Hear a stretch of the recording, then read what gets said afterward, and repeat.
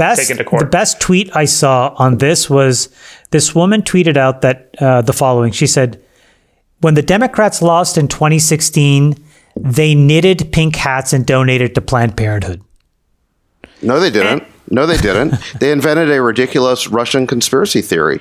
That like 10 people went to jail. The Russia hoax. The Russia hoax. No one went to jail for it. No one went to. What? They were the Russians were obviously trying to. You're like the last person. You're like the last person who still believes in this. Well, listen, I still believe that they tried, and I still believe. I don't know that they succeeded, but I think they tried. Mueller spent 2 years investigating this, tens of millions of dollars, 25 FBI those are all GOP talking points. The fact is, Manafort went to jail for something completely unrelated. These guys you must be the last person who still believes that Trump won in 2016 because of Russian interference.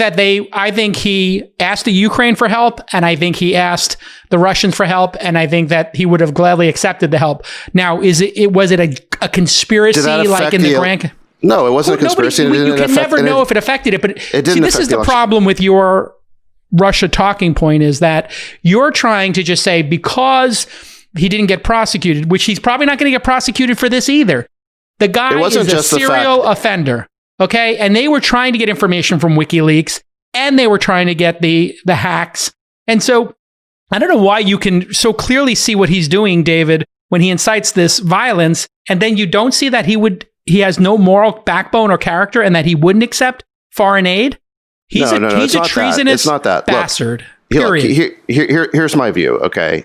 Here's my view, is that when you lose an election as a candidate, you have to look in the mirror and ask what you did wrong, okay? Trump failed to do that 2 months ago instead of just taking the L and, he could have blamed it on the fact the vaccine was 1 week late. I mean, instead of just accepting the loss, he invented this conspiracy theory that the election was stolen, and he's basically, like Freeberg said, been pumping it month after month, and, his enablers have perpetuated it until we had this, total breakdown and storming of the Capitol. But again, where was the Democratic reassessment of why they lost in 2016? Who on the Democrat side looked in the mirror and said, we shouldn't have lost that election.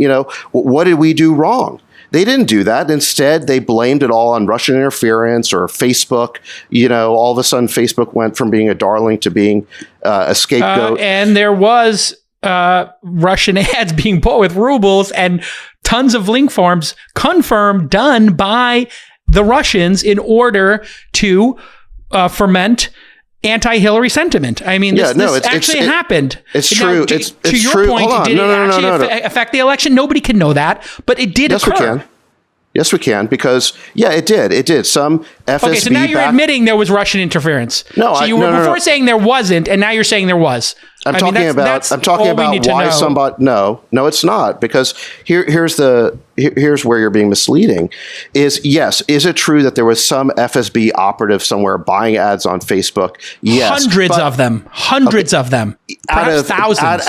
Out of billions of impressions, okay? It was a microscopic number of total impressions of the election, and the people who actually looked at those ads thought they were absurd. Imagine some operative... Hold on, let me finish my point. Imagine some operative in Moscow trying to influence the American election by buying ads on Facebook.